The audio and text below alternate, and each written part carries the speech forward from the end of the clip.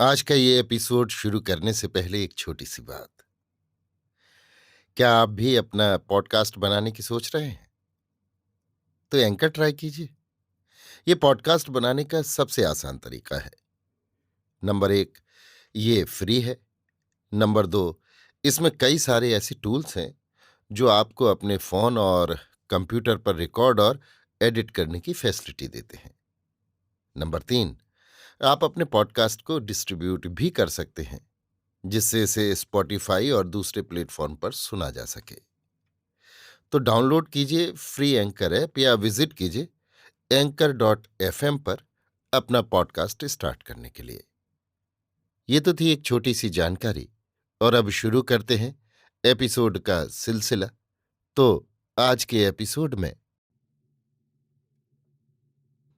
लीजिए सुनिए अयोध्या सिंह उपाध्याय हरिऔध के लिखे उपन्यास अधकिला फूल की 12वीं पंखड़ी, मेरी यानी समीर गोस्वामी की आवाज में।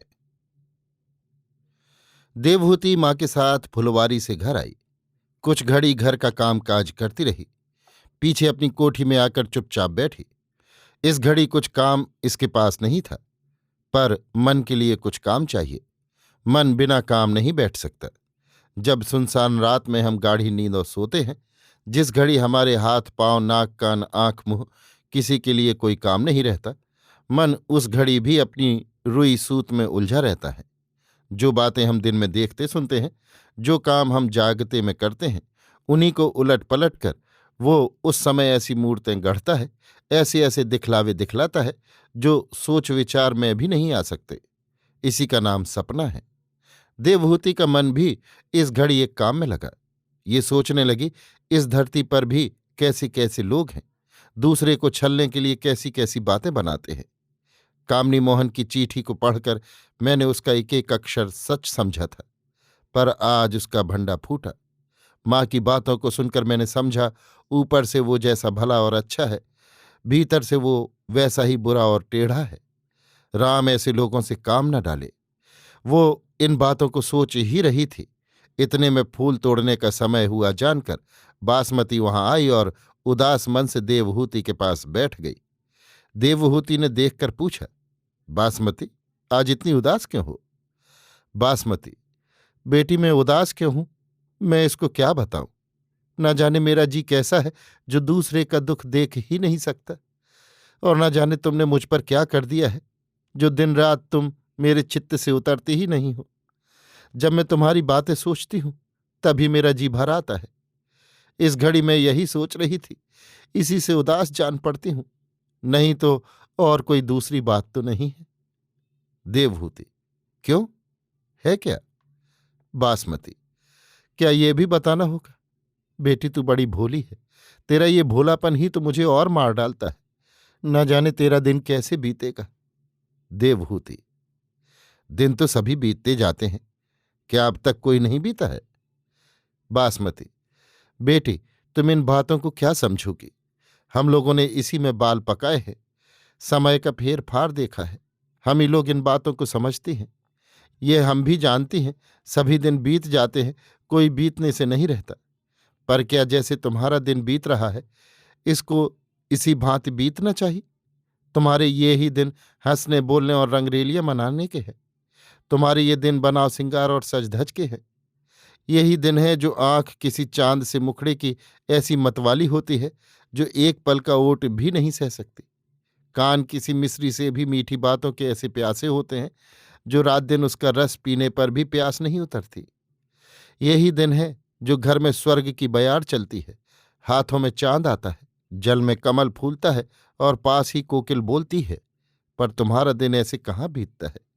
चमेली खिल गई है, भंवर कहाँ है। तारों से सजकर रात की छवि दूनी हो गई है, पर उसका मुंह उजला करने वाला चांद कहाँ है। तुम्हारा जोबन बन का फूल हो रहा है, जो सुनसान वन में खिलता है और वहीं कुम्हला जाता है। देवहूति, तो क्या दूसरे का सेंदूर देखकर लिलार फोड़ना होगा? देवहूति ने इस बात को इस ढंग से कहा और कहने के समय उसके मुखड़े पर कुछ ऐसा तेज दिखलाई पड़ा जिसको देखकर बांसमती कांप उठी।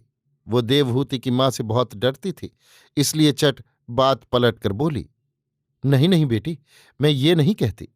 मैं ये कहती हूं, जो आज बाबू साधु न हो गए होते तो तुम्हारी ये दशा क्यों होती। मैं तुम्हारा दुख देख कर ही रोती हूं, और क्या मैं कोई दूसरी बात कहती हूं। देवहूति: ये सच है, पर क्या तुमको ऐसी बातें मुझसे कहनी चाहिए जिन बातों को सुनकर मेरे जी को गहरी चोट लगे। तुमको तो ऐसी बातें कहनी चाहिए जिससे मैं अपना दुख कुछ घड़ी भूल जाऊं, मेरा जी कुछ बह ले। बासमती: बेटी मैं बहुत सीधी हूं, काट छांट नहीं जानती। तुमको देखकर जो दुख मुझको होता है उसको मैं तुमसे कह देती हूं, पेट में नहीं रखती। देवहूति: मैं ये नहीं कहती, पर वैसी बातों को सुनकर मेरे जी को बहुत बड़ी चोट लगती थी, इसीलिए मैंने तुमसे आज ये बातें कही, नहीं तो क्या काम था। देखो बासमती, इस धरती पर हंसने बोलने रंगरेलियां मनाने अच्छे गहने कपड़े पहनने प्यार करने और कराने ही में सुख नहीं है, और बातों में भी सुख है। जिसका सुहाग बना है, जिसका जोड़ा नहीं बिछड़ा है, जिसका पति आंखों में बसता है, कलेजे का हार है, वो रंगरेलियां मनावे, हंसे बोले, अच्छे गहने कपड़े पहने, तो उसके लिए सब सजता है। जो वो ऐसा ना करे तभी बुरा है। जो बातें एक दूसरे के सुख के लिए भगवान ने बनाई हैं, अपनी और अपने पति की भलाई के लिए उनको काम में ना लाना भगवान की चलाई हुई बातों के मिटाने का जतन करना है। हमारे यहाँ पोथियों में लिखा है, पति स्त्री का देवता है। सच है, जो जिसका देवता है वही उसका सब कुछ है।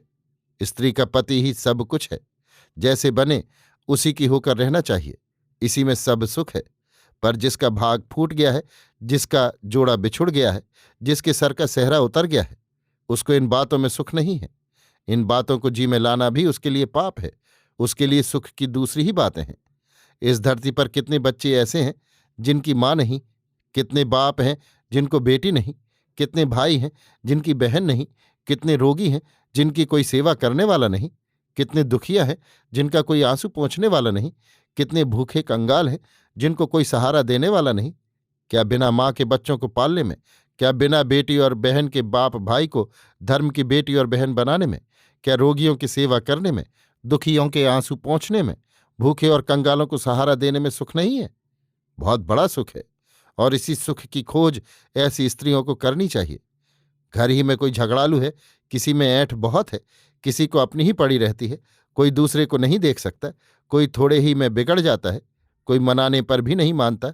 कहीं कोई स्त्री पति से रूठकर मुंह लपेटे पड़ी है, कहीं कोई बच्चा अपनी कड़वी माँ के थप्पड़ों को खाकर पड़ा रो रहा है, कहीं भाई भाई लड़ रहे हैं, कोई बाप बेटे में चल रही है, कहीं सास पतोहू में उलझी है, कहीं देवरानी जेठानी तड़प रही हैं, कहीं ननंद भौजाई में तू मैं हो रही है।